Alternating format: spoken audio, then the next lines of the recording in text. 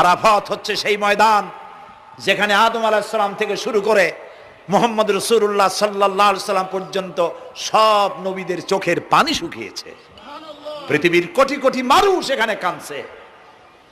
আর আল্লাহ রাসূল বলেছেন, আল হাজ্জুল মাবরুর লাইসা লাহুল জাযাউ ইল্লাল জান্নাহ। একটা কবুল হজের সওয়াব আল্লাহর কাছে বেহেশত দেওয়া ছাড়া আর কিছুই নেই। মান হাজ্জা লিল্লাহ ফালাম ইয়ারফুস ওয়ালাম ইয়াফসুক রাজা কায়াউমিন ওয়ালাদাতহু উম্মুহু, রাওয়াহুল বুখারী। বুখারী শরীফের হাদিস।